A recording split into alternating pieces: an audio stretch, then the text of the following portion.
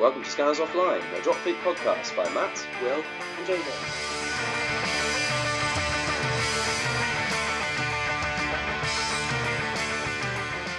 Hello and welcome to episode 6 of Scans Offline. We have a rather special episode for you this week. We were invited to go on to the Hotel Z and do a combined super Drop Fleet episode with them. So this is a real treat this week. It is a bumper 2-hour session discussing all sorts of things. So make sure you're settled in with something good to do. Hopefully you're sitting and painting or working on some models, hopefully working on some Drop Fleet. But this is our episode 6. We're going to play the whole Hotel Z episode after this intro. So sit back, relax, and enjoy.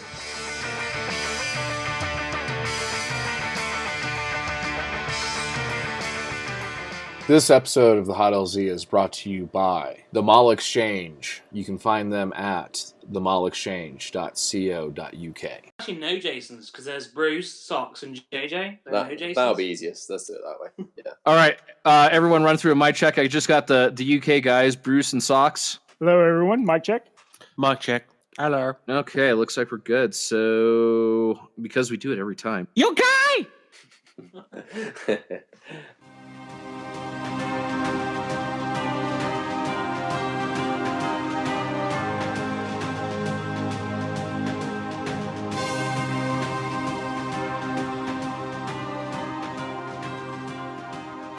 You're listening to the Hot LZ, your premier Drop Fleet Commander podcast with your hosts George, Jason, Levi, Damien, Jason, and Peter. Hello, future people, and you're listening to episode 32 of the premier Drop Fleet Commander podcast, the Hot LZ, with your host Jason. I haven't thought of anything. It's Argyle, Captain Socks. Hello, and I'm slowly getting some sleep after Parasite number 5 arrived on Monday. Congratulations on Parasite number 5. And on that note of lack of sleep, Jason, he's got 2 coffees. He's down under the Bruce. I had 2 coffees. They're both dead already, unfortunately. Good Lord, man. It's been 10 minutes. Coffee. And then from across the pond, we have some special guest, JJ. You might recognize him if you listen to Scanners Offline. Hello. And then we also have one of his co-hosts, Matt. Is it Purdy? Yes, Matt Purdy. Hi, everybody, and hi, LZ guys. It's really good to be on. Coming from the other side of the world, and to be here, chat some Drop Fleet. Looking forward to it. Fantastic, yeah. We got quite a bit to talk about because, well, TT Combat did a little video. We got stuff to talk about, and yeah, so let's go ahead and just jump into the news. Here is the news. And the news, so Friday the 9th of March, Lewis, and apparently it's Louis, okay, so fine, whatever. They did a little Facebook video talking about what's coming on with Drop Zone 2.0 and events and how they're doing minis and stuff like that. Anyone want to, Oh, Will's here too. We forgot Will. Hi, Will. Say hi. I was waiting for me and didn't get one. He's being ridiculously Britishly polite and not saying anything. Just sitting and waiting to be quietly going. Or George is just being a typical American. Yes. No, because the last I knew was only going to be JJ and Matt coming on for you guys. So I didn't know Will was going to be there too. So sorry about that, Will. Yes, and I am typically American too. I run my mouth off and shout. So anyways, the news. So I'm going to go ahead and let the Scanners Offline guys talk about this more because they're probably more familiar with this because, well, they're closer to the mothership of TT Combat. What are your thoughts and feelings about the information they posted up on Friday? Yeah, it was really good to see them around this and starting to contact the community again. It's nice to put some faces, I think, to TT Combat because we've been sort of hearing bits through Facebook and we've had obviously, but it's nice to see them actually sitting down and explaining and talking about it. Yeah, there's some interesting bits in there, particularly bits that stick. And changes, I think they're pretty important.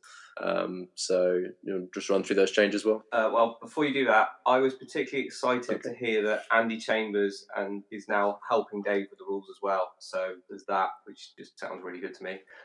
As for the Centurion changes, they've posted them up on the downloads, the new Centurion rules.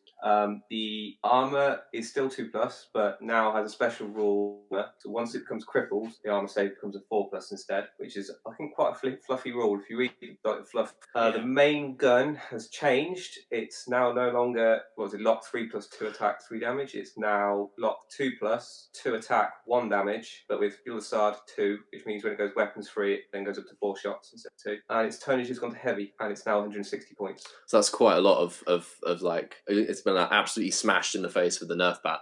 There's been quite a mixed response online from where they put it up, from where Will linked it on Facebook.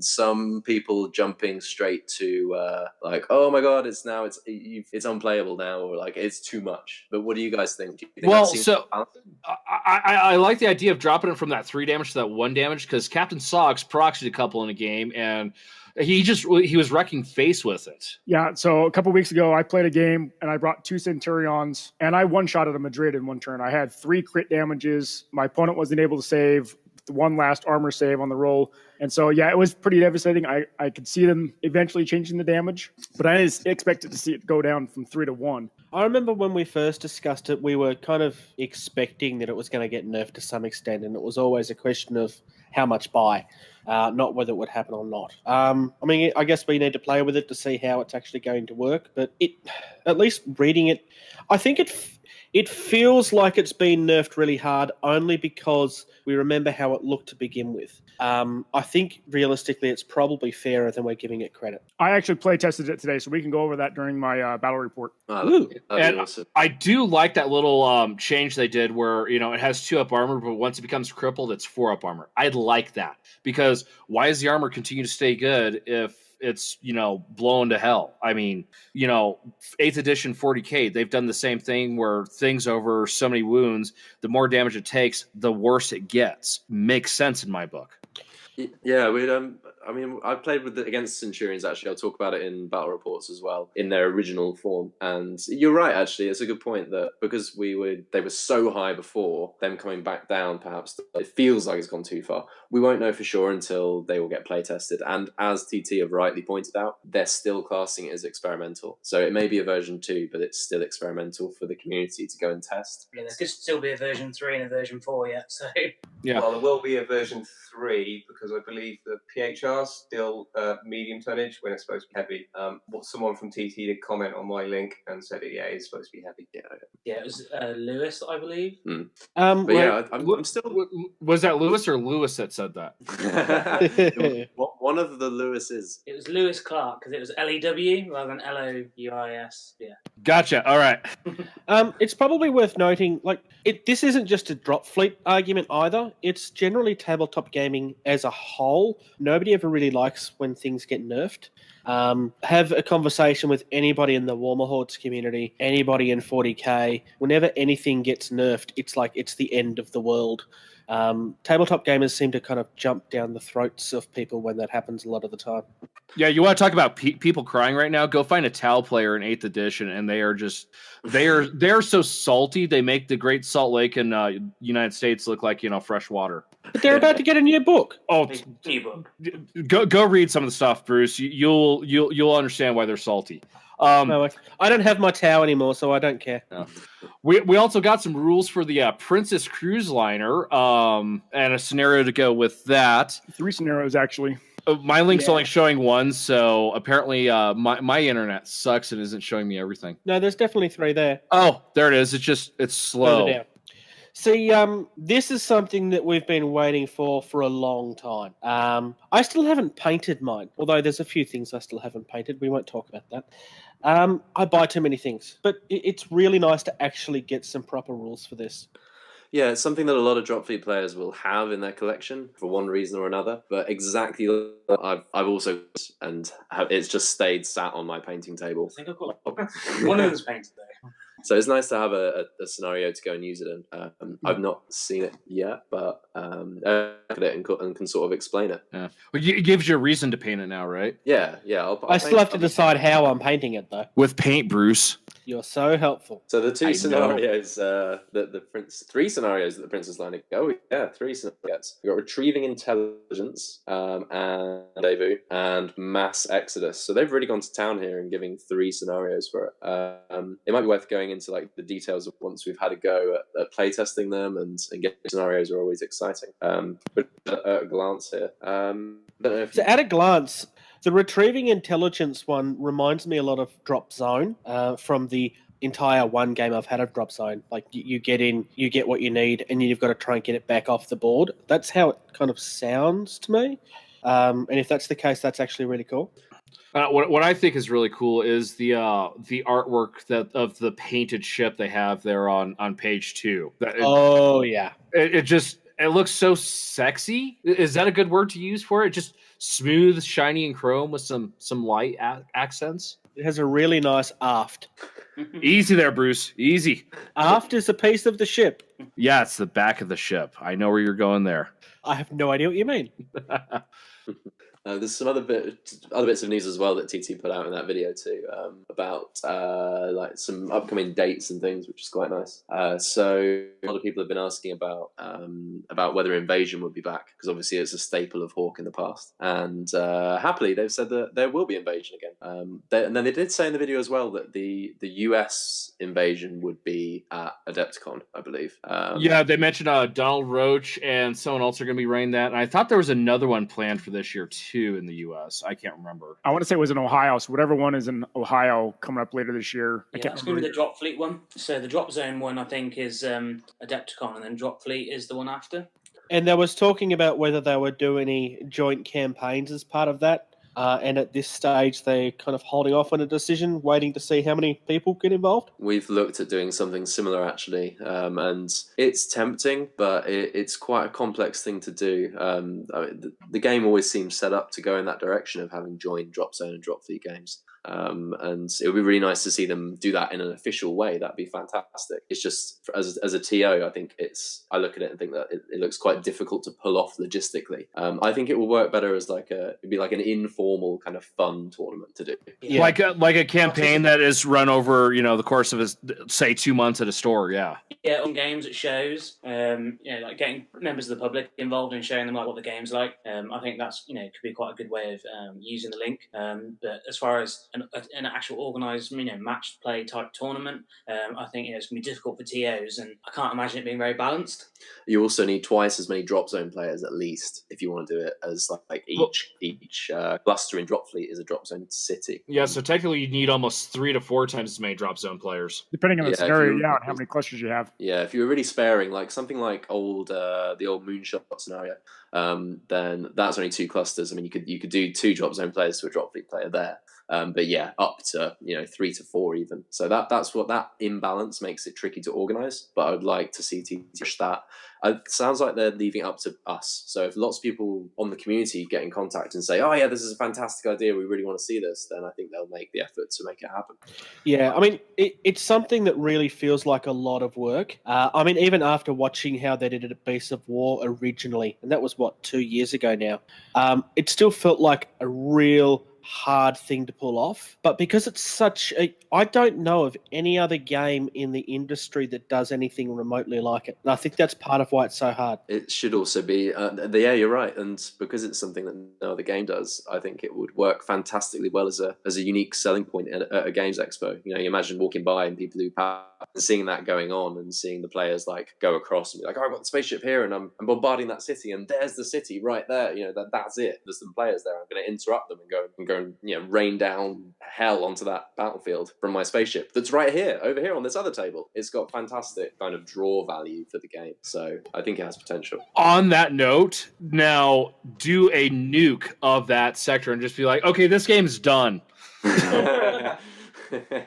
Yeah, they'd have to prohibit no nukes at all in that. I think they did in the Beasts of War one.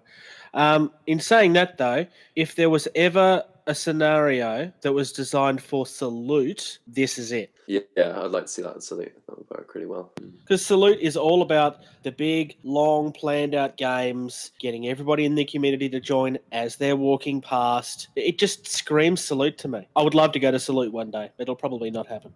If you can at some point, yeah. So there's one last I know someone that goes every year. Okay. Anything else we need to talk about from that little video, or that we? Oh, there is one thing. I did message him because one of my buddies owns a store, and he was talking about U.S. distribution, and it is happening. They were talking about to have the stores contact them to let them know what distributor they're going to be sending to, et cetera, et cetera. So U.S. distribution is coming back. So that is the thing, folks. Yeah, that would be really good to get the product flowing again across the pond. There were just a couple other things I want to squeeze in there from the video as well. Destroyers, you lucky Americans will be able to see them at Adepticon first. That is where the example models will be. And then, but it won't be available for sale then. They pushed it back because they wanted to make sure they had enough product. Available for sale, or when was it? Later on in the year, like Absolute for sale on view at Adepticon. So that'd be pretty exciting. I'm looking forward to seeing the pictures of those. So you guys will see them first, but we'll be able to buy them first. Well, with the advent of social media, everyone will see them at the same time because people in America will be taking photos and putting them on the Drop Fleet Commander community page, and you'll see them at the same time, just different time of day. Yeah, posted by about 700 different people at the same time. Yeah, most likely. Hello, Super Smash Brothers. Speaking of distribution, there's two main distributions in Australia. The first is Modifix, also known as the Combat Company. They have had a major restock of both Drop Fleet and Drop Zone. Aetherworks, which is what most stores buy through if they don't want to get ripped off. I didn't say that. Only seem to have limited stock in at this stage. So this really is a shout out from the Roost to TT. Like, don't forget about Australia.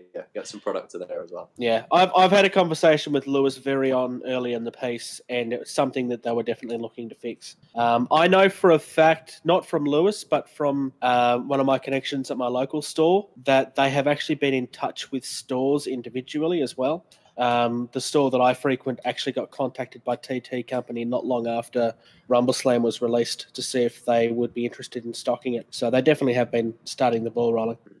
So they are holding true to their word of, they wanted to get the Kickstarter resolved, to get that taken care of. Then they wanted to get product made, get it pushed back out to where people could buy it. And next on the list, which they're still working on and they're asking for community feedback, is the Talon program. So Will, Matt, JJ, any of you guys Talons by any chance? Yeah, I'm the Talon for sort of the UK Midlands area, West Midlands. It's nice to hear them mention it because we Talons was starting to feel a little bit forgotten. Please still I earned somewhere in the system. I hope it comes back again because I didn't have time to spend it before Hawk were taken over. So I'm still sitting on an amount of credit, I hope. But again, they seem to be sort of that. However we want Talons to be and what to do, they're open to ideas, so they're leaving it to us. I think their reasoning, because they actually explained why they haven't concentrated very hard on that yet, and I think it was a pretty fair point. I mean, they literally said there's no point in people being out there giving demo games if stores don't have any stock to sell, and that really is the beginning and end of it, really. Yeah, I mean, that's exactly the point, Bruce. Yeah, it's definitely important and needs to happen, but yeah, it's good that I can't think of a more honest answer than that. Yeah, it's true. You have to do production and have before you can advertising and getting new players. Yeah, it's true. So it's nice for them to mention it. Yeah, I mean, Matt, you've done intro games and demo days yourself, Game Store, and you've hit that issue of lack of stock yourself. That first demo day we did, there was people were like, "Oh yeah, I want to buy it," and then there's no stock. Yeah, that was back at right at the bottom of the stock issue when you really all the independent retailers seem to be short. Looking forward positively now that product's there. I mean, there's nothing to stop us. We should still be going out, and I'm sure that we can keep logging and evidencing events that we've done, and they are getting that information put up. So yeah, we can still keep doing events, intros, tournaments, leagues, and so on, and we should keep doing that. Yeah, because you need to keep that community alive. No, I forgot what I was going to say. All right. Well, I think we need to move on to some hobby time now. I think we've pretty much covered the news. Yeah. During the video, there was several times where Louis almost slipped on something that is coming up. They jokingly mentioned destroyers. They jokingly mentioned monitors. But do you think that tease was deliberate? Because it was live, and I think that almost definitely is the Remnant 5th faction.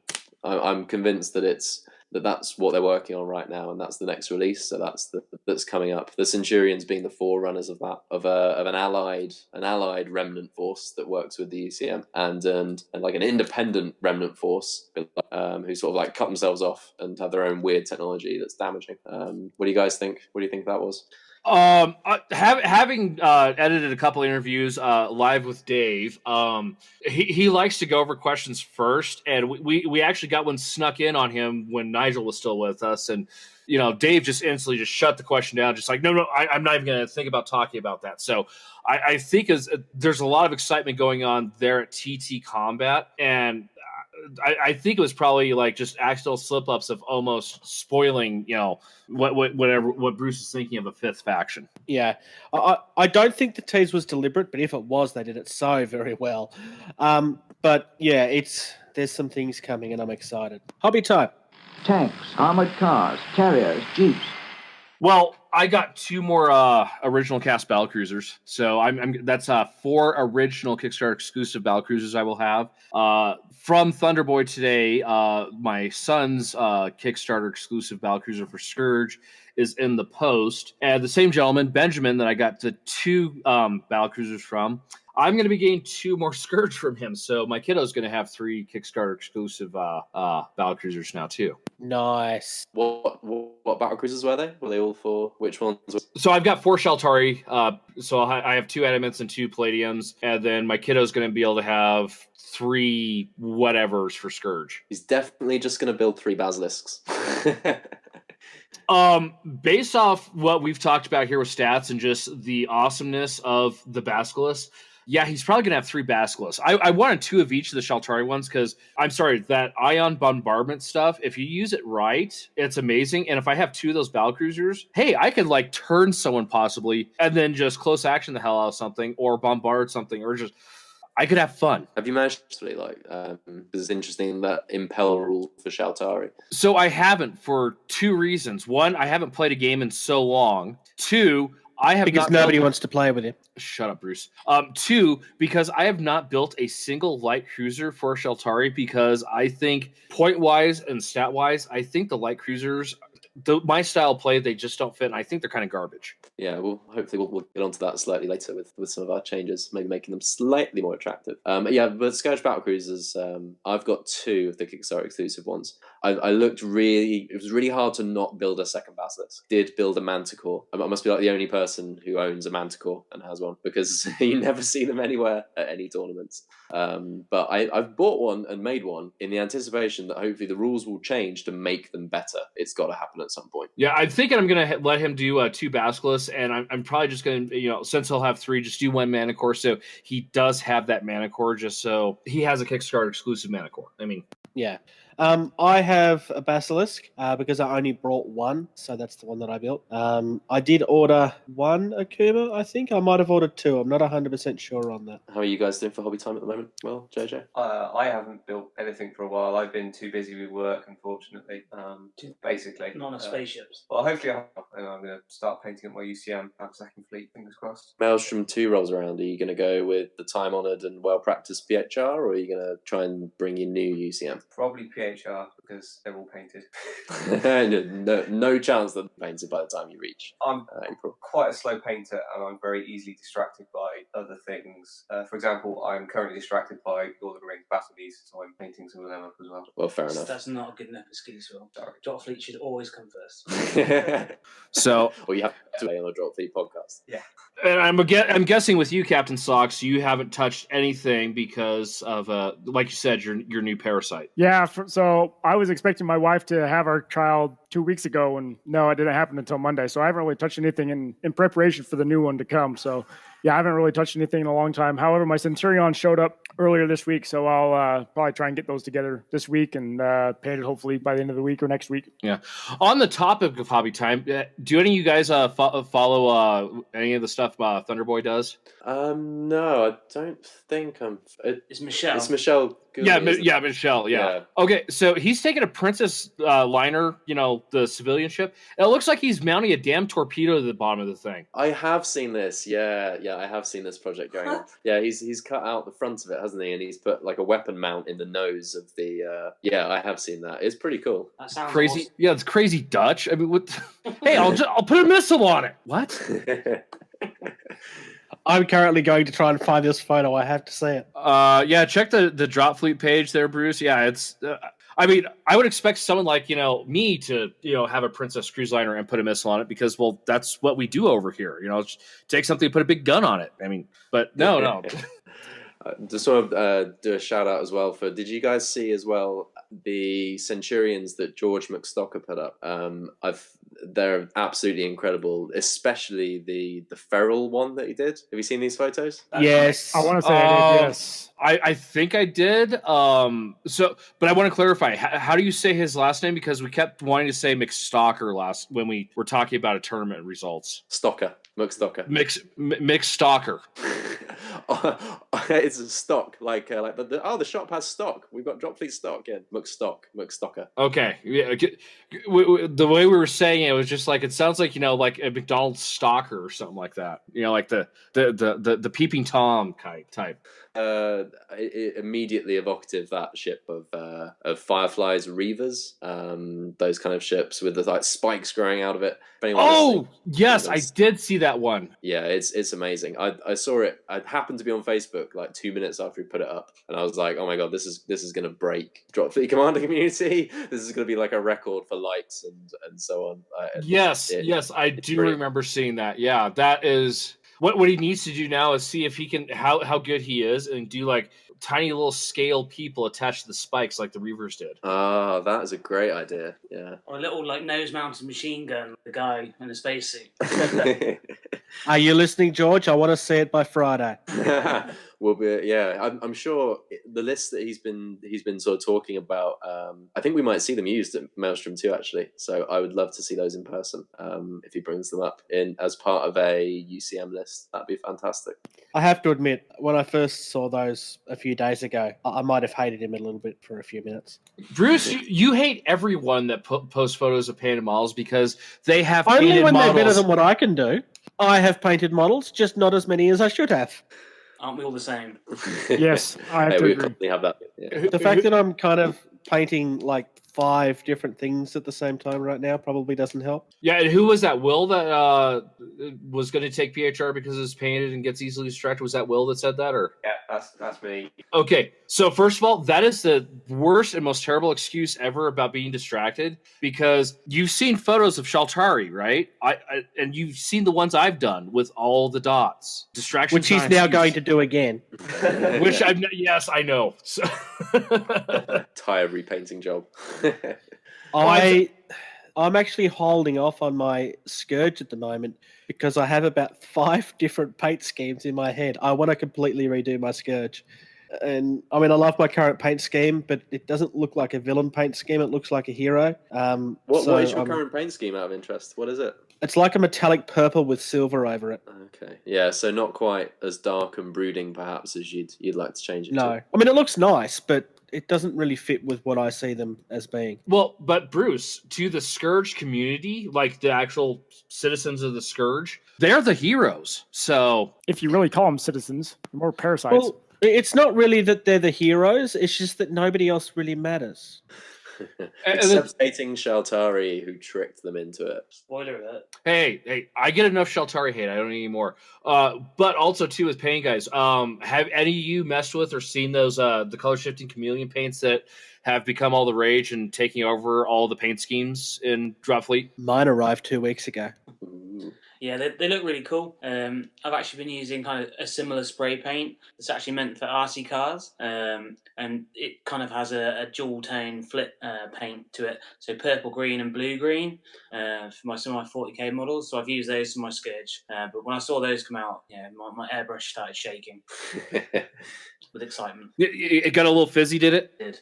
I think what people need to do is post little videos of it because I look at them and I think it looks metallic, but it's hard to get shiftiness. Yeah, So I want to see it in person. No one in our community's actually bought it yet. There is actually some videos on YouTube if you go looking for them, but there's not a lot of them yet. There's a couple of reviews out there for them. Right. So we can find it on YouTube.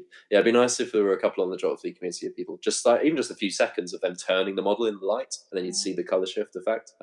Yeah, but George, where's your dragon? Yeah, I was gonna. I'll send you my my dragon that I've got painted with the red and gold. Well, and the one thing I'll let you guys know, I don't know if you heard me mention episode 31. Did I mention in 31? The base coat that you do before you spray that stuff on affects the color shift a lot too. Because if you do a black base with the Martian green, it's mainly green and you get like little highlights of purple. My Sun Scourge, I had it primed in silver, put that on, and it's primarily purple with just the slightest hint of green. So it's worth people playing around with the base colors. So it's almost one of my paint schemes. Well, so here's an idea, and this is primarily for Matt to get you to like repaint your PHR. Is it the large sweeping hull of the PHR do like a caution tape pattern? You know, like the alternating colors, do black and white, and they do one of those color shift paints, and then it'll change how it shifts like on each little stripe. Oh, I get it. So like paint, yeah. So you could do color shift as like and then you could color arrow body hull, and then the color shift effect would only be in every other arrow. That is a really cool idea. Right, there's that. Or what you could do is like, you know, paint it white, mask it off, do stripes of black, peel that all off so you have an alternating black and white pattern, put the color shift on, and then the color shift will act differently, and it'll give you the same effect, but everything color shifts. Yeah, that makes more sense. Yeah, so you get the same actual color shift paint, but it would react differently with the base coats. Yeah, that would be really, if someone could try that, that'd be fantastic. But I do like your idea too of like, you know, have it be like a similar color and only one portion of its color shifting. I do like that too. So people have got to get creative with these color shift paints. See what we can do. Yeah, these paints are a complete game changer, and yeah, I'm so glad that they were, you know, brought to airbrushing from, let's be honest, the automotive world. Yeah, they were great. All right. Well, should we move to some game talk? And because you've got some experimental rules, and that's primarily why we got you on here in the first place, is because a lot of it has to do with PHR. And I know Matt and Captain Socks could probably go back and forth quite a bit on some PHR rules here. Yeah, let's get to game talk. Looking forward to this. Our troops in the north put down a smoke screen. Which also I'd like to thank the UK specifically for all the free BBC news clips where I pulled the bumpers from originally.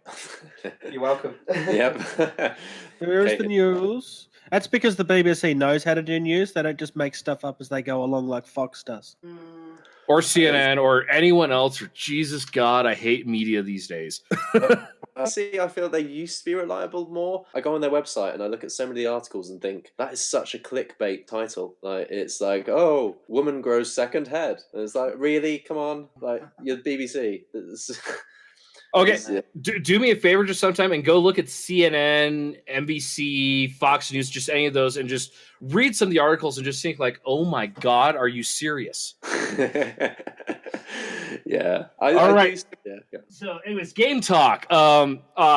Your guys' a little group is the RedWarSoc gaming community. Is that correct? Yeah. So that stands for Redditch Wargaming Society. That's our local gaming group. All right, and you guys put together some experimental rules, and so since they're your rules, you're most qualified to talk about them. So take it away, folks. Yeah. So a little while ago, I don't know, about 3 weeks ago now, a month ago, we have our community chat within RedWarSoc, and from our tournament Midlands Maelstrom 2 coming up, we were thinking that we really wanted to just freshen up the tournament scene a bit, and do that by primarily what we were thinking about was torpedoes, and we started talking about torpedo change to make them playable again. Perhaps just for our tournament, or like to attach to our new tournament pack, which is another thing we've done. But we were like, well, we could just go ahead and do a whole part of the whole game while we're at it. So it kind of turned into some general rules for general play that affect all factions, and then there was some faction specific changes too.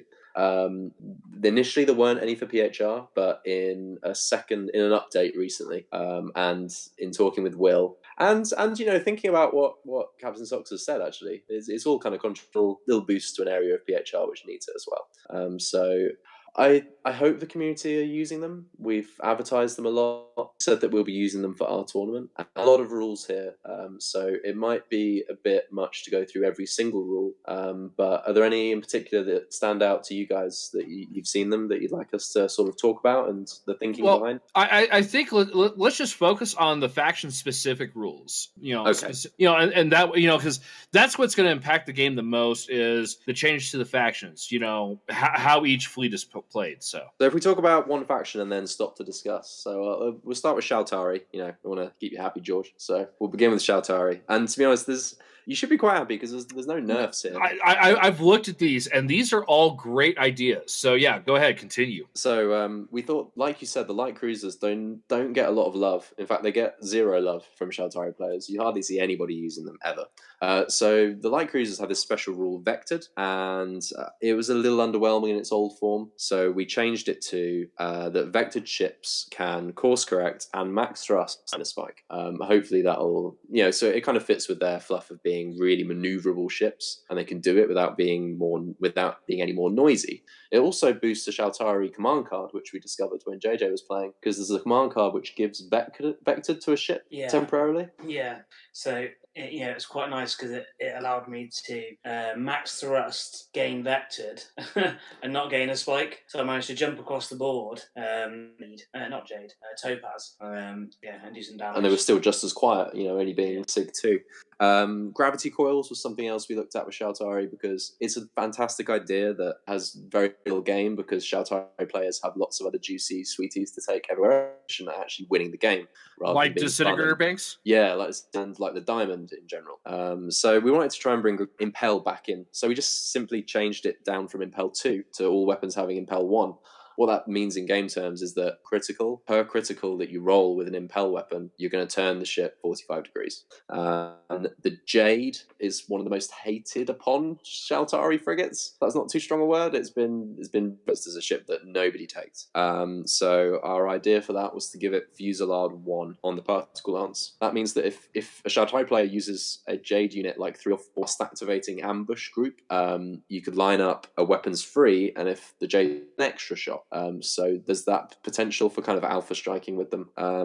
Hopefully that I'm on the fence about that. I should point out that these are experimental, so we edit them as we go along. If there's things that the community are overwhelmingly against, we will change it. We'll see if that works for the day. And I'm going to interject really quick on that. One, I do like that. It does make me kind of like, I want to play a Jade because I think they're absolute crap. They shouldn't be built. They should be left in the box on the sprue. I am right then. That's the ship that Peter likes and nobody else does. Yeah. Peter is the only one who actually likes that. If you give if you give it Fusillade, you give it an extra shot, which then brings the Jade's damage potential of the particle lance back up to all the other particle lances in the Shaltari fleet.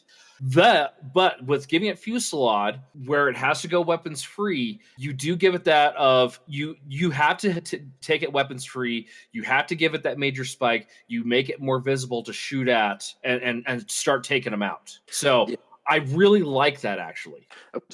As a Shaltari player, I want to talk to Shaltari players and get feedback. And then the last change for Shaltari was the Granite, another cruiser which is rarely used for the Shaltari. I think lots of people built. It's part of the Shaltari starter. No, it's the Obsidian and it's the Amber. Obsidian. Okay. Yeah. So yeah, the Granite is another one of those ships where don't build it, leave it in the sprue in the box. Yeah. So the way to try and get Shaltari players to take Granite as well here, that I did not feel like changing points values was something I could do because up DF lists for people. So some people have got back to us and said, "Oh, you should just raise the points," but we're not going to do that because people.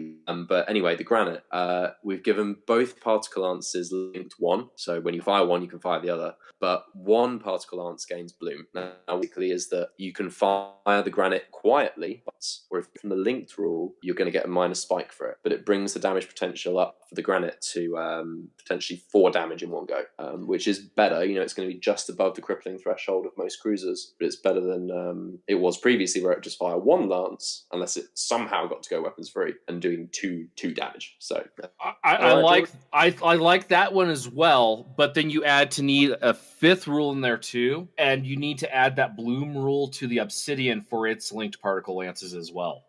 Because it already has it. Yes. It just has the one spell. I think if we added bloom to that as well, it's so rare that the obsidian gets to use its 3rd particle lance, because it can only use it when then you're not playing you're not playing Shaltari the way I play, because every time I shoot my ambers and my onyxes and obsidians, like 90% of the time I'm getting them weapons free. I just think it's got 3 of them, hasn't it? So unless your opponent happens to leave a ship in the narrow forward, I just think an opponent can work around that fairly easily. It's really hard to go weapons. Yes and no, because with Shaltari, they've got the scan range. You have the signature. If you can get a major spike on something, you're shooting at a very long range. That front narrow is not that narrow when you get to the other side of the board. And and if you move your obsidian as slow as you possibly can, it hangs back. They can't shoot at it, and it gives you time to line up that weapons free 3 particle lances, boom.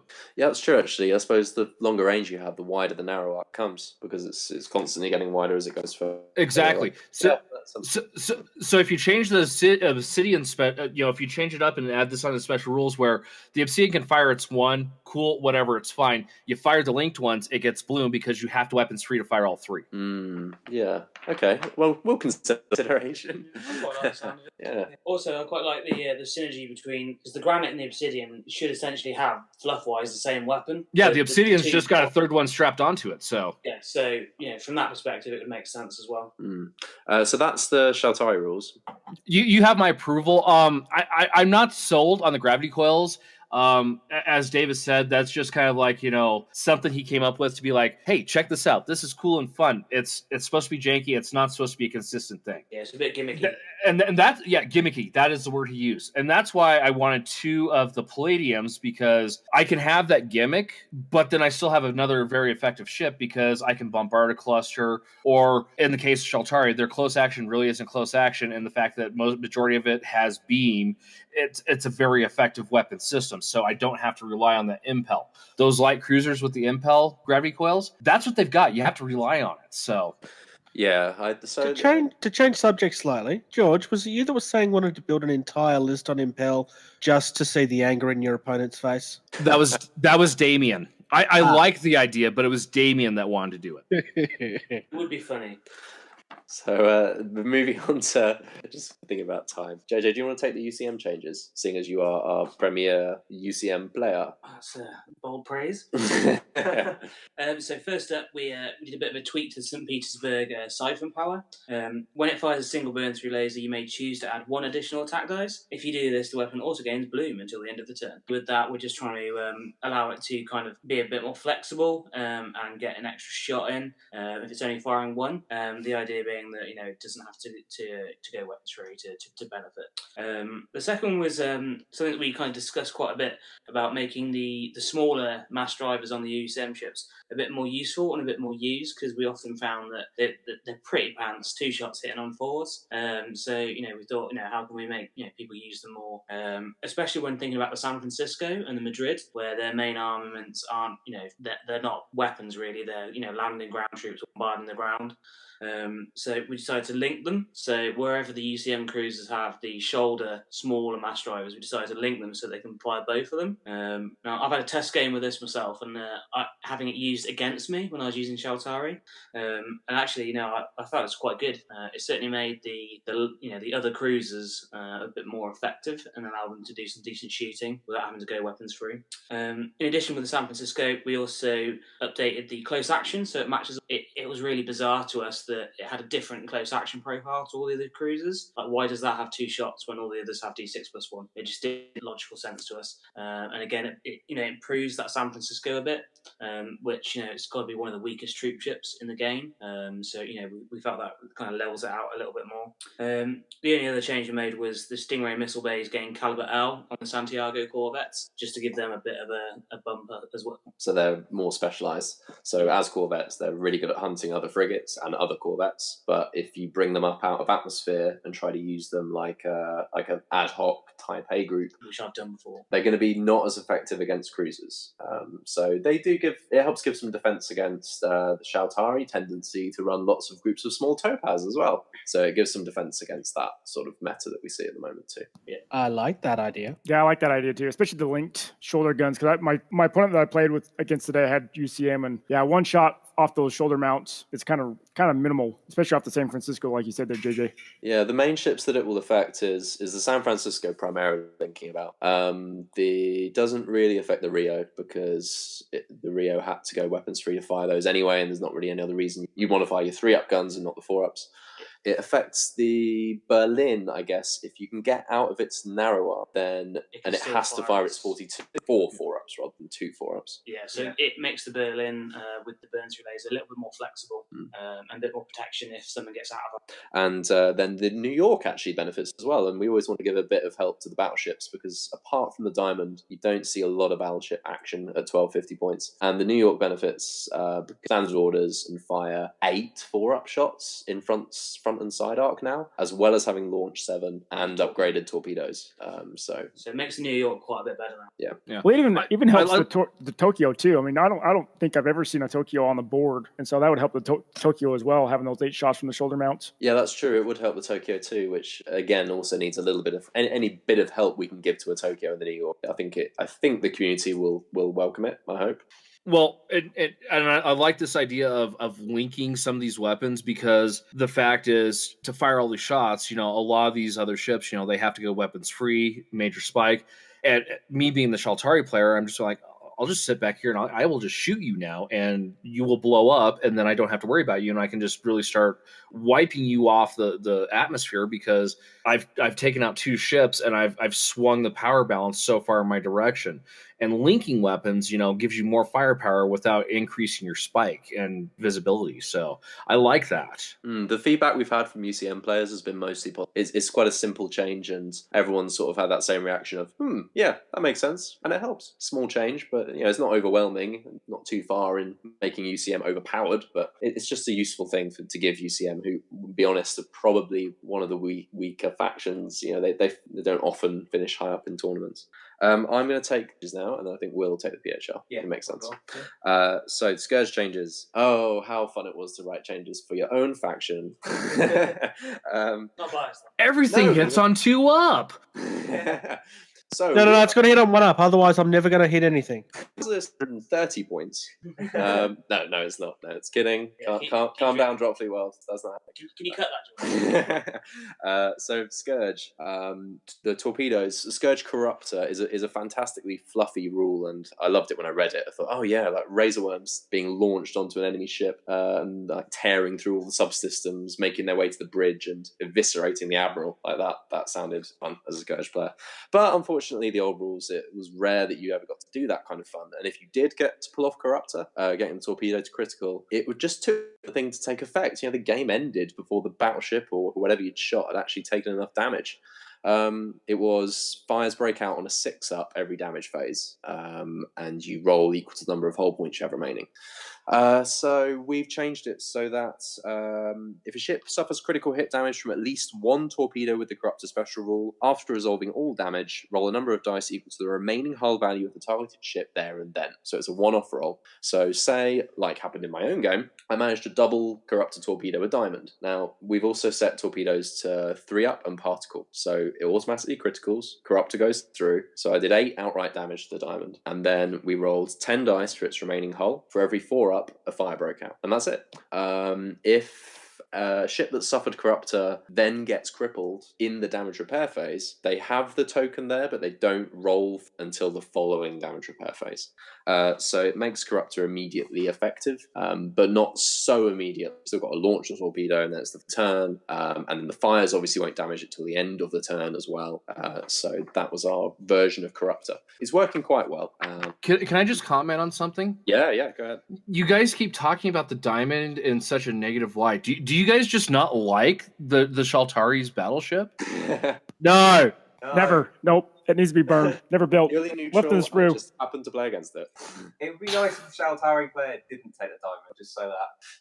I think Charlie Hamilton will be screaming at his laptop right now because he won Maelstrom 1 with a platinum. Yeah. So fair plays to him. See, we keep on talking about how the jade needs to be left in the box. The diamond goes in the box. The box is then stomped on by 7 different people. And then you can look at the tears in George's eye. Do you see what I have to deal with, guys? Do you see what I have to deal with now? So easy.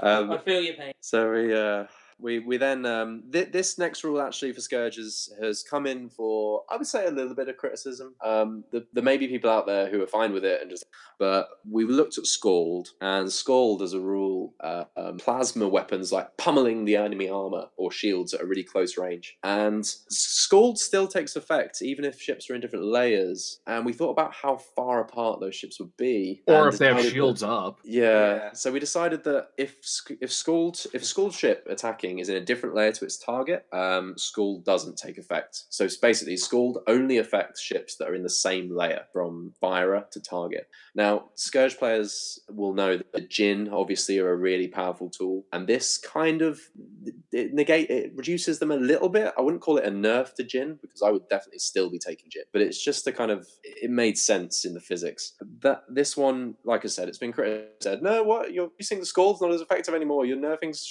Scourge for no reason. But that one we may keep, we may not. We'll see how it goes. It's there for now. And then furnace cannons. So this is the Scourge burn through. I've always found them very ineffective, and you never see them used by Scourge players. Now, Will tells me that actually the maths works out about equal, which I was really surprised to hear. Less, but consistent. Okay, so more consistent non-critical damage, I imagine, because it's hard. So just to get Scourge players thinking about maybe taking ships that have those burn throughs, like the Raiju, like the Ifrit, like the Dragon, and we've changed it so that the furnace cannons are damage 2. 4 dice needing 4-ups. If you get 1 4-up, that's 2 damage straight away. And if you can get the 6, then it's 2 crits.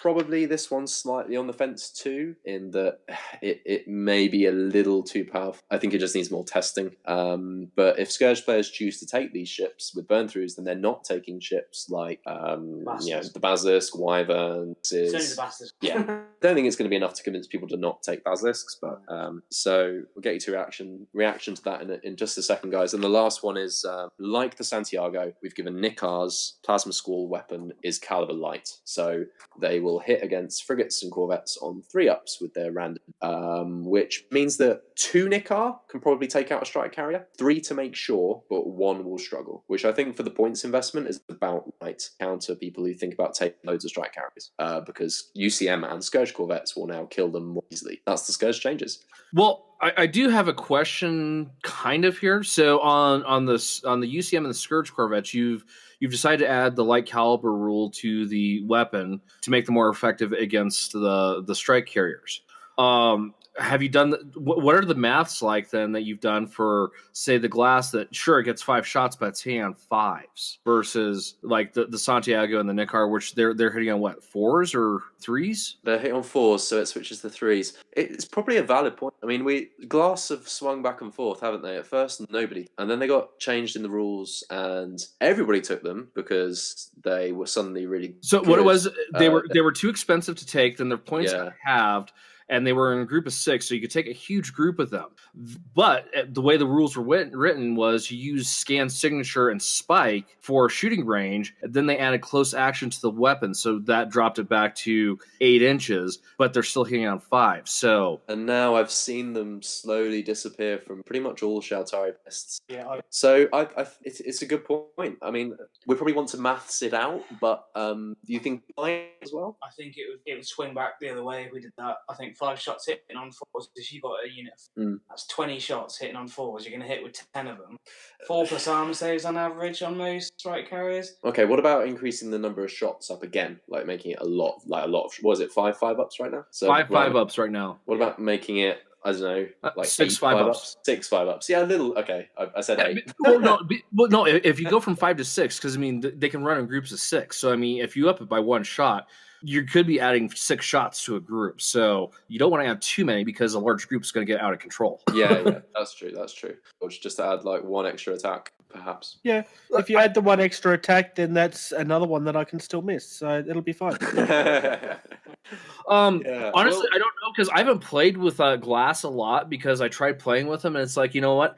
I'm better off focusing on taking more void gates to make sure I have void gates, doing whatever I can to keep them alive, and then just blowing everything else up as fast as possible. So I'm going to bring as many Onyx and Ambers as I can and go weapons free and just try to decimate the majority of their fleet to just limit it to, okay, they've got, frigates and strike carriers left. And do whatever damage I can that way. And that's a perfectly reasonable explanation and tactic. Like right now with the rules, I would completely agree with that. You might as well have more void gates, more killing in low orbit and high orbit, and just win the game in other ways. Shaltari players don't really need to take corvettes right now. So to give them that choice. How about we do the what the Nick Carr and the Santiago have for shots per ship? Like, is it? So the Santiago has 3 shots. It's reliable damage. So each Santiago will get 3 up close action attacks against corvettes and strike carriers. And the Nick Carr has how many? D6. D6. So what if you do this? Drop the number of shots that the Glass gets. Okay, but you take the close action off the weapon again so that they can shoot further away like they were initially designed to. So instead of 5 shots, give it 3 shots, but then they can shoot at a longer range because they are Shaltari, they're a more advanced race. So, and then the caliber L as well. So 3 shots, 4s light, but be a long way away. It doesn't make them too much like the other corvettes. It still gives them a certain uniqueness. I think we should run the maths on it and see how it comes out. Because back before they put that close action on, 5 shots hitting on 5s, that was a lot, especially when they could shoot at what were Corvettes able to do for the glass then, like 12, 15 inches away almost? Yeah, it always felt really far away. It was quite it was really good for glass then. Yeah, give them that range back, but reduce the number of shots they get. I think that's a possibility. We'll run the maths. We'll test it. If that finds it to community test it. We're not giving Caliber. I contributed. I'm not giving Caliber L to Echoes. That is not Yeah, if people were just listening in anticipation of also hearing a Corvette change to the Echoes, no, not right now. Oh, come on! I know. No, those things are gross already. No, I have to agree. They are pretty nice as they are right now. Yeah, we can see that they have the added flexibility of having 2 actual shots that are good, 2 4-up shots, and stealth. I mean, us being able to do silent run and still be able to shoot everything pretty much. On the subject of PHR, let's do the PHR with him. Yeah, I've only got obviously PHR are perfect as they are. It's all tonnage, medium and heavy ships with light batteries, light broadsides, medium batteries, and medium broadsides that are linked. So not your troop ships, but pretty much everything else. They get 2, so go weapons free, get 2 extra shots. So that flips. So that affects the Theseus, Ajax, Orion, Icarus, Perseus, Hector, the Agamemnon and Leonidas, the Priam and the Scipio, which is basically all the broadside ships, which on quite a lot. So it's to encourage players to try going in the direction of the broadside mechanic more. Yeah, and when I started GameShar, we didn't have linked on Orion, and I was able to use them quite well. So I feel like this will help people position their ships better. better, so they'll stop doing the, as it's become nicknamed, the PHR. You just fly sideways, constantly course correcting, keep someone in. We're going to course correct into your face, to bring broadsides to bear. And then the other rule change is doing this breaks one of the command cards. It's the mass weapon banks, which gives everything fuel sard 2 anyway. So we changed it so if you already have fuel sard, it increases it by 2. So it becomes quite nice. That's a lot of shots then from something like the Leonidas. It was very scary very quickly. Yeah.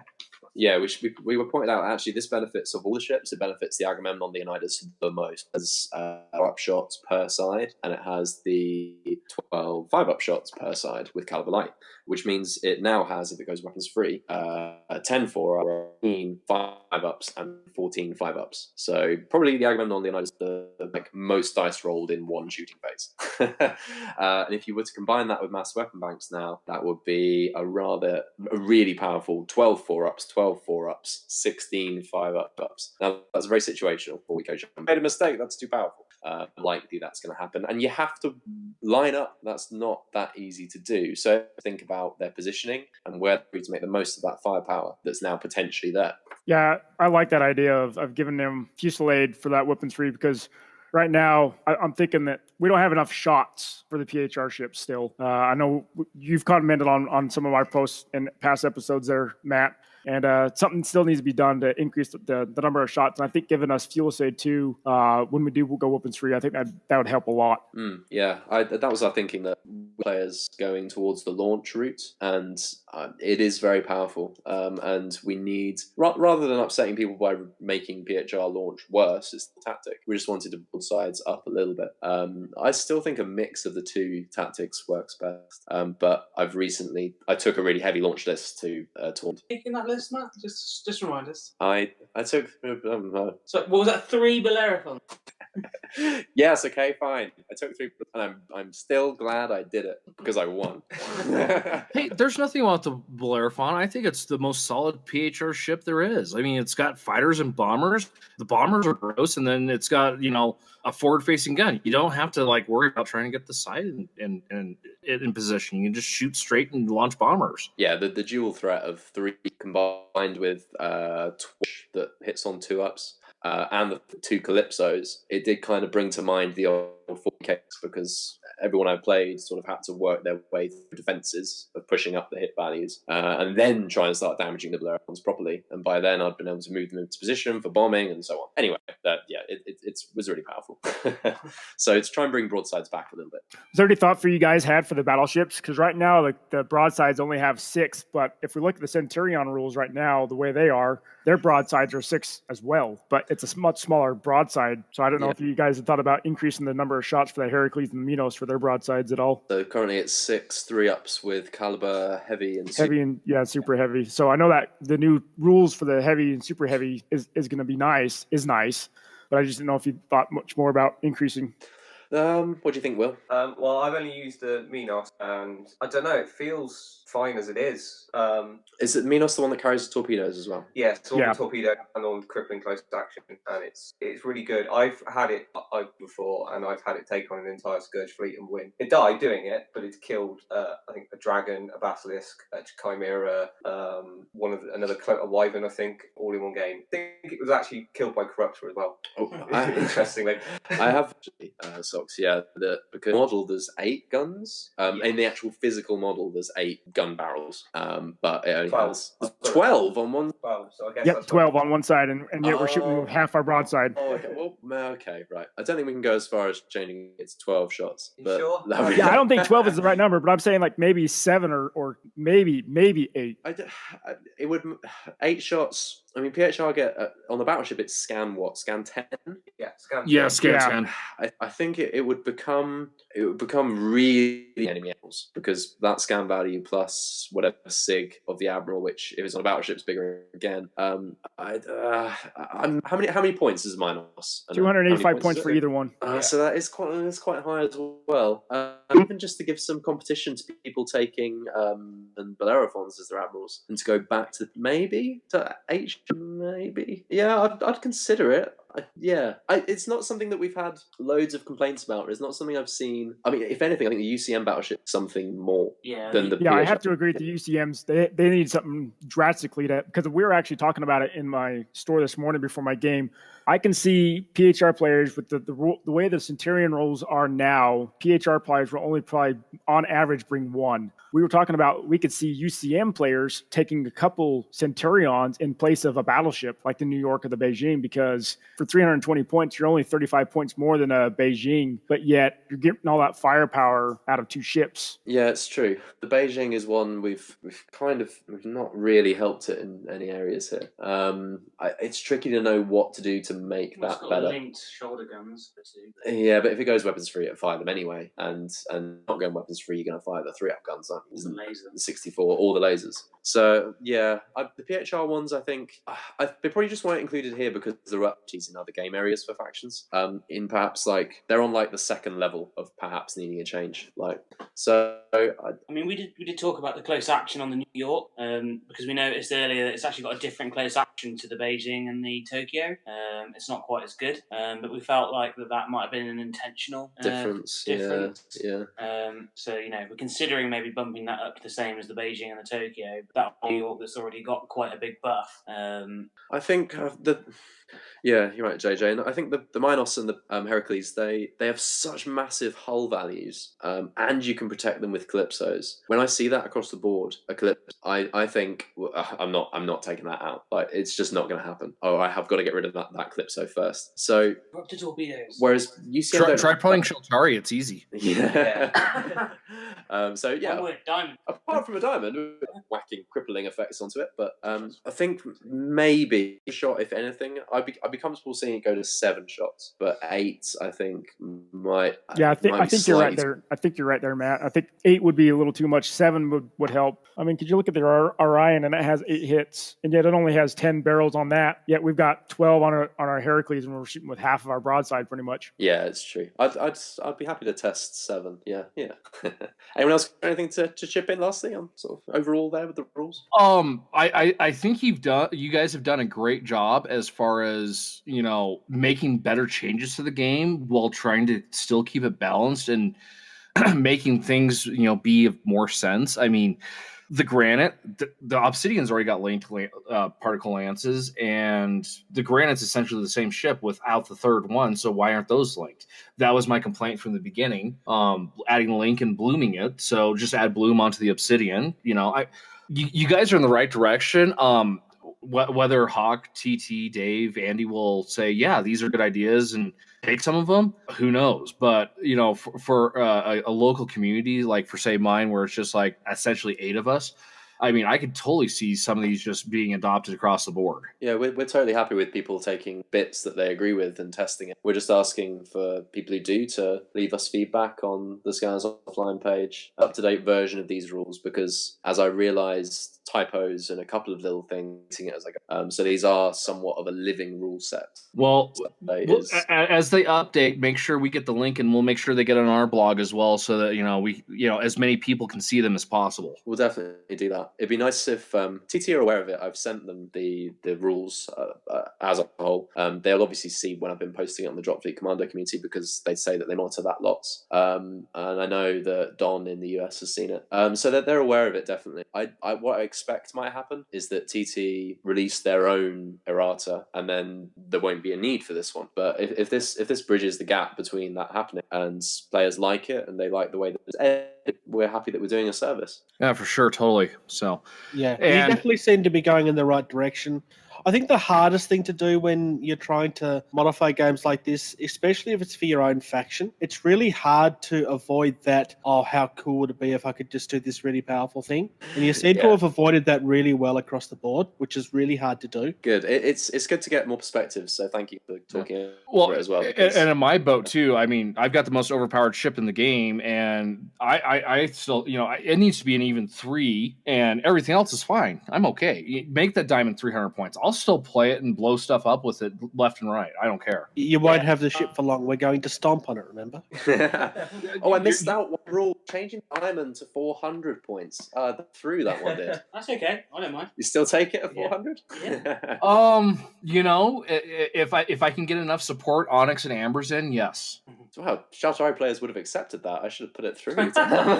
Well, so the way I play, is I move my ships slowly and methodically so that, I keep as much distance so that I can go weapons free. My opponent can't shoot me because I'm still out of their range, because my signature still is small regardless of having a 12-inch spike. If I can still reach you from across the board, weapons free and Onyx and an Amber hit you with, what is that now? 18 shots. And then, oh, hey, look, here's a diamond particle lance strat. Okay, your ship is gone. Yeah, Next turn, do the same thing. Just, It is utterly I think the diamond's fine where it is. It comes in for a lot of comments from people because I just think it's because it's famous now. It's kind of so well known, the diamond, that there are ways to play against it, and the more you play against diamonds, you get used to either avoiding them or just working around them and winning the game elsewhere. So I was never going to change the diamond because I think changing it up to 300 last time from Hawk, that's enough. It's okay where it is. I agree.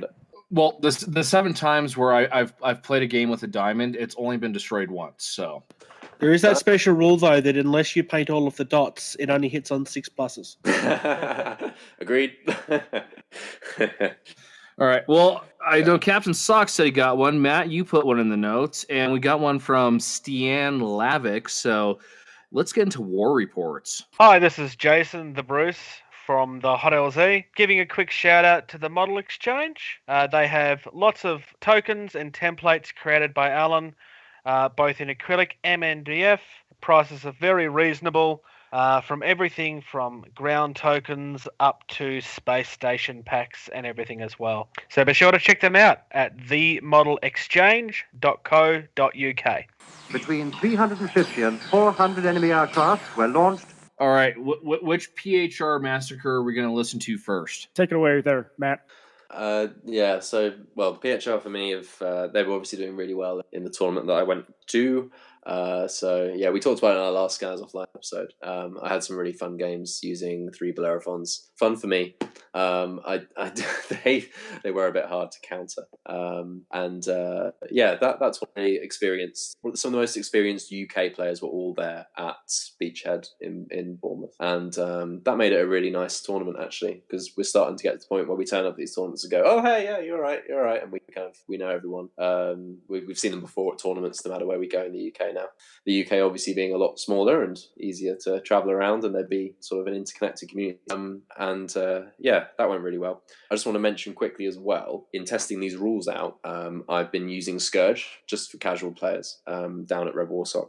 And I've been trying to take the Dragon again because I thought, hey, if I change corrupted torpedoes to make them better, ounces too, the furnace cannons rather, I've been using the Dragon a lot more with a Hydra to support it. So it's got 8 launch together, the 2 combined. And I've been enjoying using the Dragon so much. It's a fantastic model and it's brilliant to get some use out of it.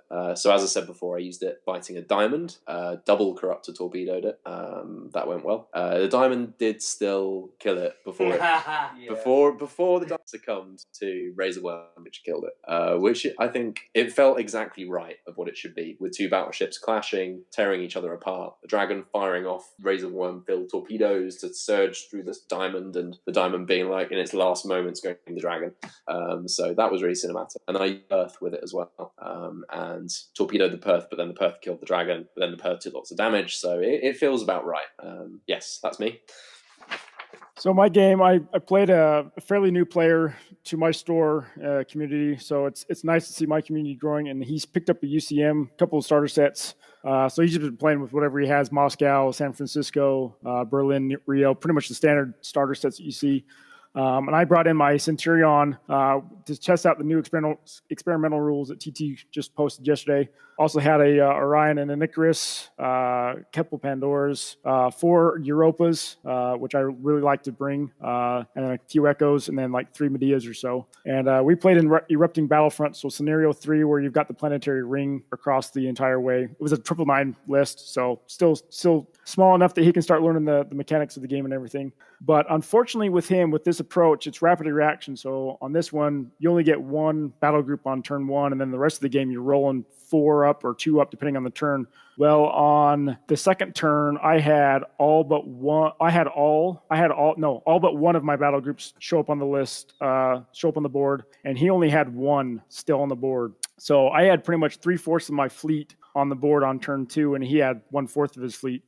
So that did not help him. So by the time he was able to get his troop ship on the board, it was too far away for the center sector to start dropping troops. And I destroyed it before he was even able to drop a single troop on the center section. And so it was a complete blowout in terms of his dice rolling on trying to bring his ships in during those turns 3 and 4, or 2 and 3. That did not help. But the Centurion rules, I like some of the changes. Turning it into a heavy is I think okay. Like I said, I can see PHR players only bringing 1 now, really, because if you think about it, 2 heavies, that's filling up pretty much a Vanguard group. So you're kind of taking away from your Bellerophon that Matt so likes right now.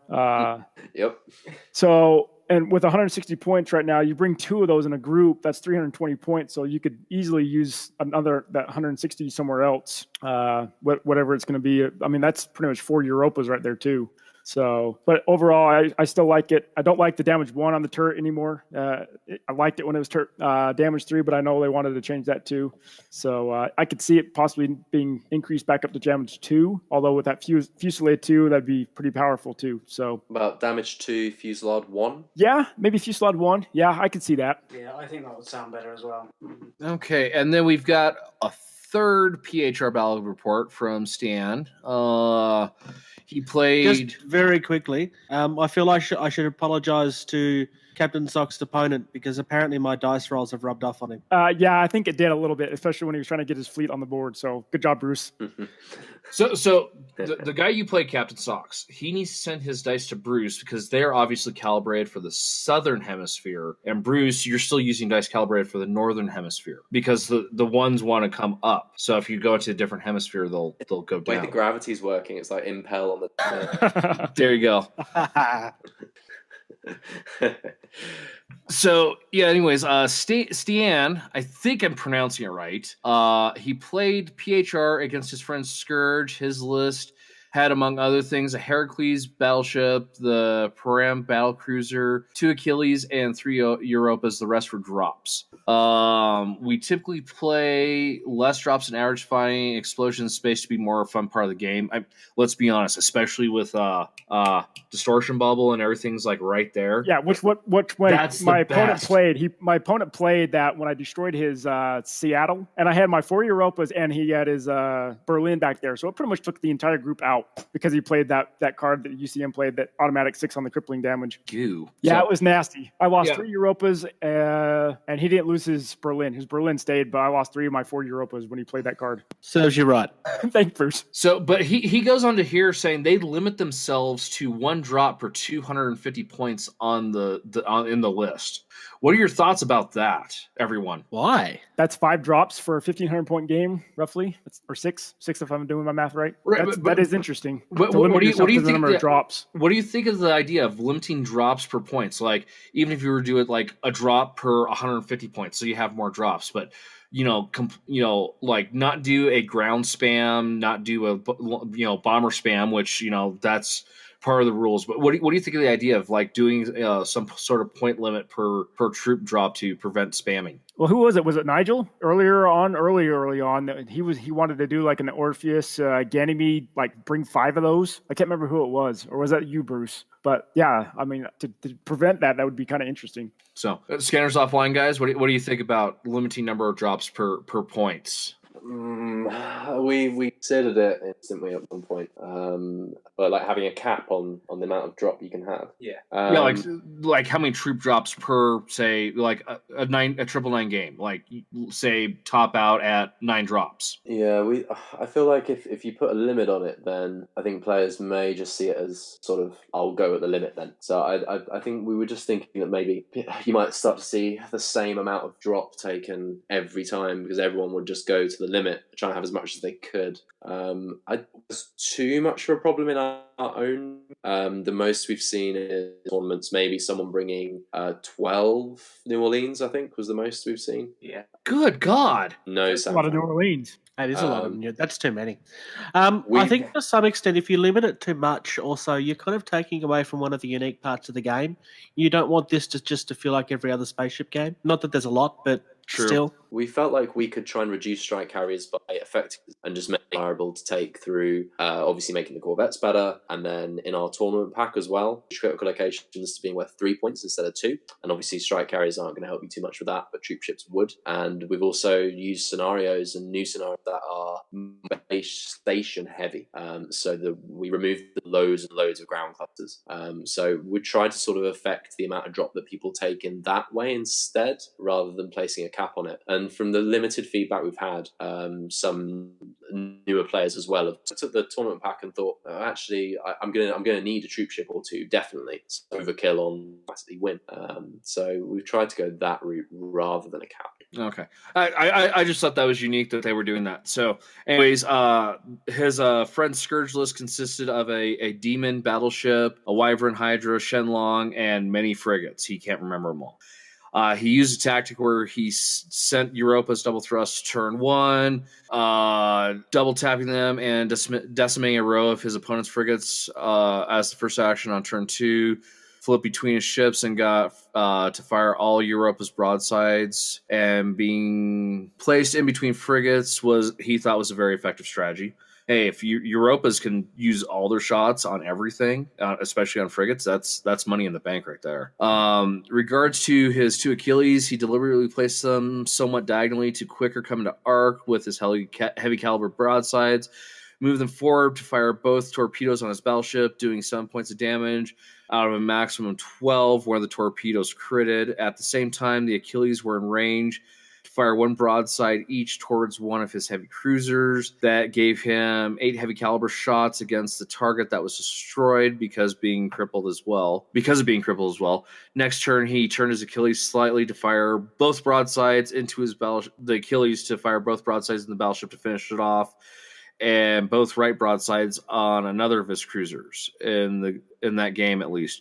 He found the Achilles were a great ships in a pair. His Heracles fired a Dark Matter cannon as much as it could, but it kept sniping away. In the end, he handed me the game by the end of turn 3, since there really wasn't any way which he could stop me from sinking the rest of his fleet.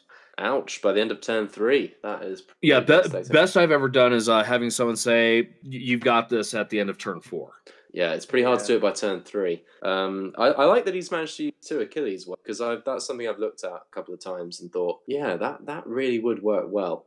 Double torpedoes and the 8 shots per side, 3 against heavies and super heavies. That's pretty solid. And I would definitely be dabbling with doing that. I've got 1 Achilles. I need to buy/build another. I've got 2. I have used them, but I put them in separate Vanguard groups if I do. Just keep the strategy rating a bit lower. No, that's fair enough. Different tactic, yeah. Yeah, that higher strat rating is you're pretty much guaranteed to almost go last every single time you activate with that group. But I have to agree with you there, Matt, that 8 shots with the heavy calibers out of 1 broadside is be nasty with the 2 torpedoes on the end. Yeah, I'll probably accept that, okay, it's going to be an SR-20, so I'll stick a Calypso in there as well. Just weather the shots when I obviously lose the card flip. And then just trust to the PHR armor and hull value to keep me in the place there. And then, go and take them. Yeah, because I was going to say, that's between those 2 ships, that's 22 hull?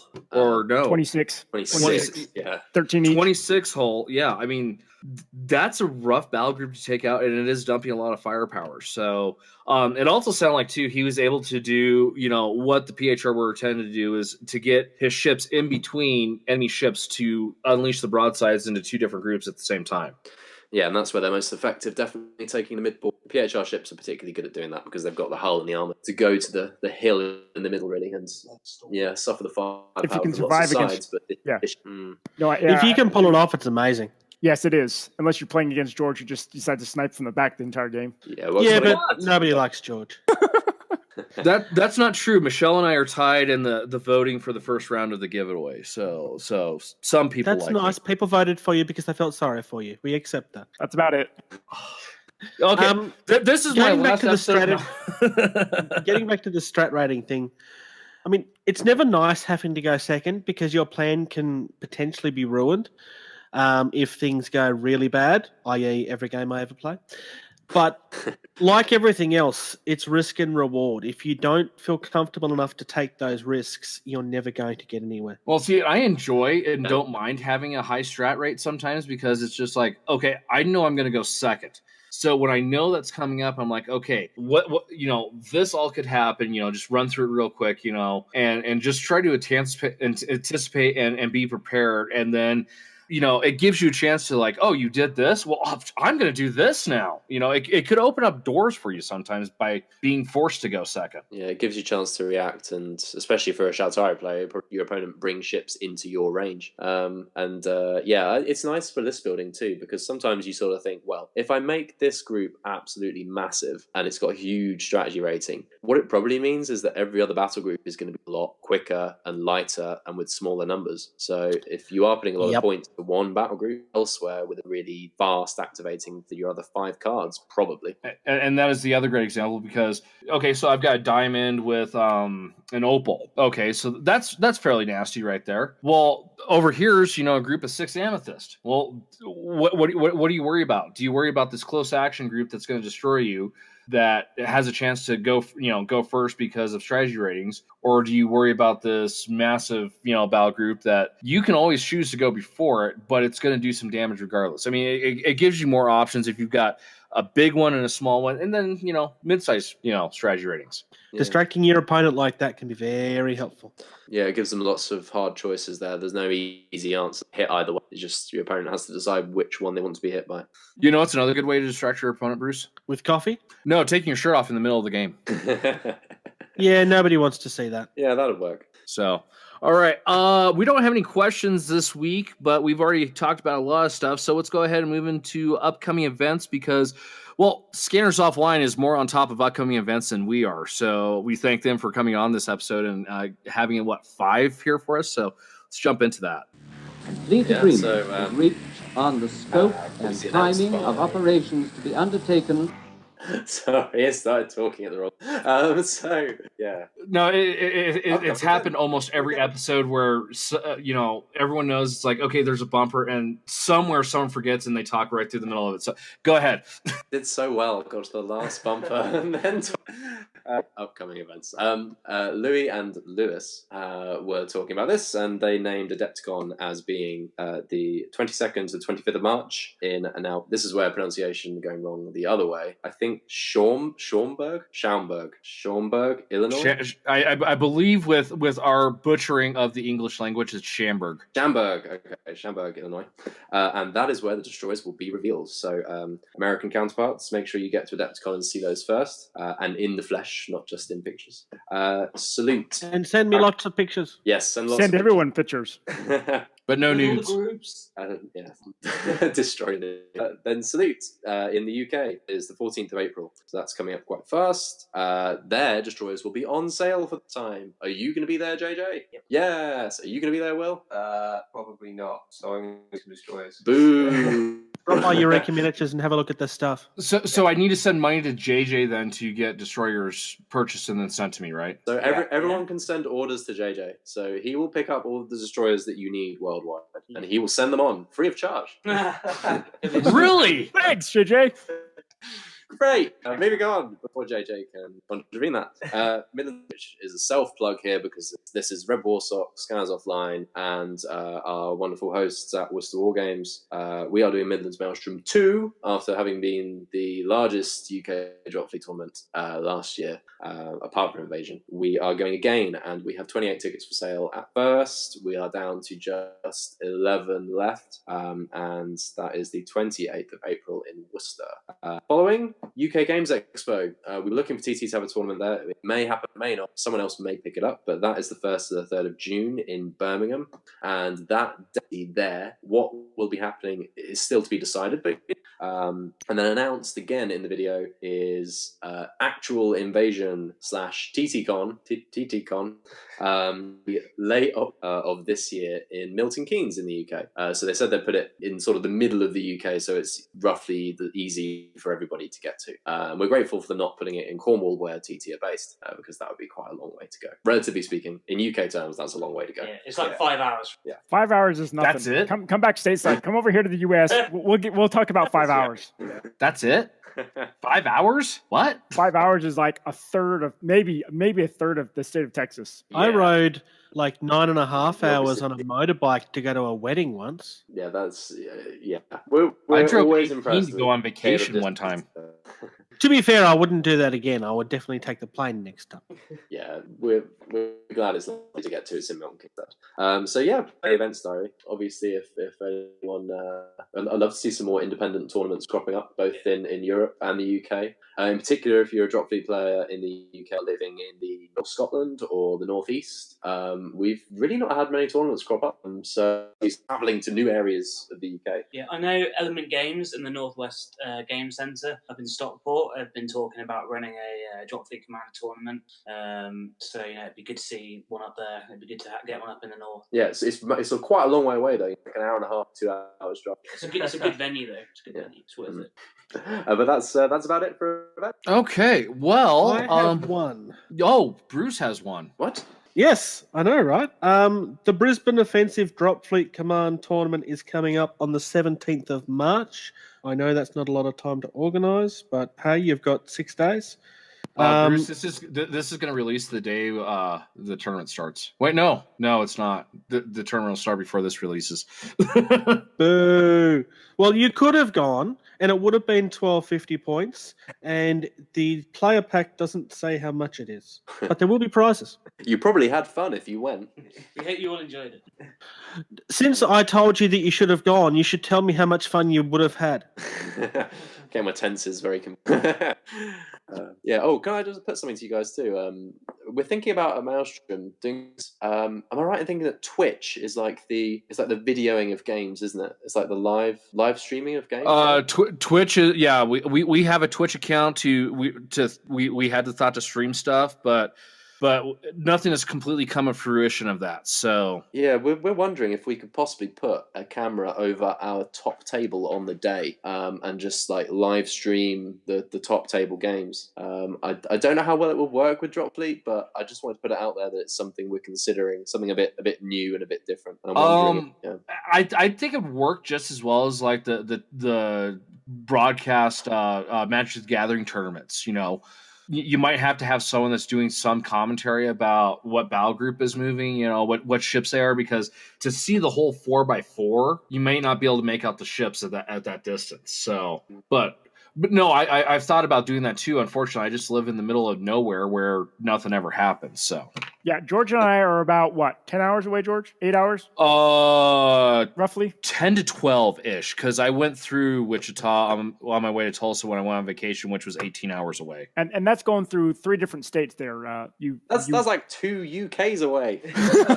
Yeah, I know.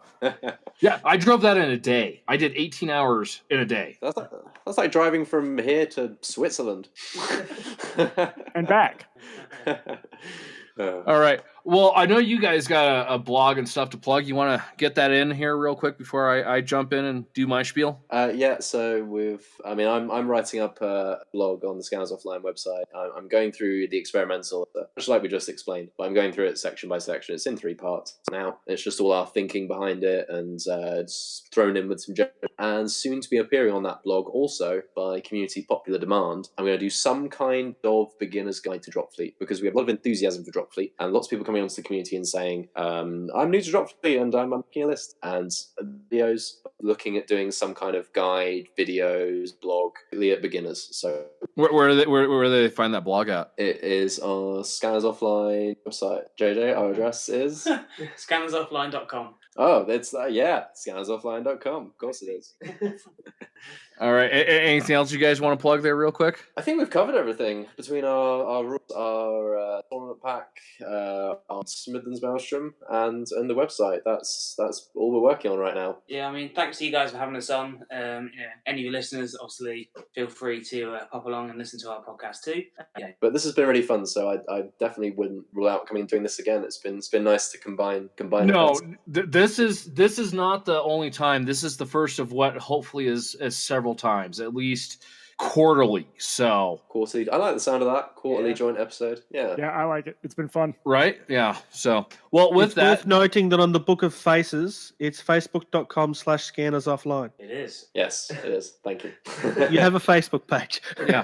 And of course, Yeah, you can we- find we- us on www.facebook.com/thehuddlez. Our blog is thehuddlez.com. We do have a Patreon, www.patreon.com/huddlez/posts. That pays for the SoundCloud storage. It pays for our website. It keeps things going. And it is funding the giveaway that we are currently doing. And of course, you can send us battle reports, custom scenarios, questions, comments, upcoming events, anything you've got. You can send it to us at thehuddlezpc@gmail.com. And so, since you guys are on here, so quickly, amongst the three of you, come up with a secret word to say right now. And listeners, you have to respond to the huddlez.com Facebook page. You have to respond to us in a message with that secret word to be entered into the entry again. So we're doing a little head-to-head voting battle of who the favorite hosts are to find out who the best host of the Huddlez is. Every time you vote on that, you get entered into the drawing. If you respond with the secret word, you get entered again. So Will, Matt, JJ, come up with a secret word and say that secret word. You're taking us by some. Will, you got one? Yeah. Go for it. Cabal, so to reference the Centurion that we were talking about. Oh, I love it. I love it. Cabal with a K. Yeah, Cabal with a K. Cab- Must be with a K. Cabal with a K is the secret word. So respond to that on the Facebook page for the Huddlez in a message, and you will get entered into the drawing for a battleship or Corvette blister of your faction choice. Fantastic. Can we enter? I'm not going to allow you to enter for this part, but you feel free to go ahead and vote on the other stuff, and we'll enter you on that. Yeah. The one time I had the advantage. All right, any party folks for the people there, guys? Anyone? Play more games. Yeah, let us know. Get in contact, feedback, tell us what you think, and thanks for listening. All right, thanks for coming on, guys. And like I said, we'll have to do this again sometime. Till then, the next time. Thank you for listening to this episode of the Huddlez. Music used in this podcast was created by Eric Mateus at soundimage.org.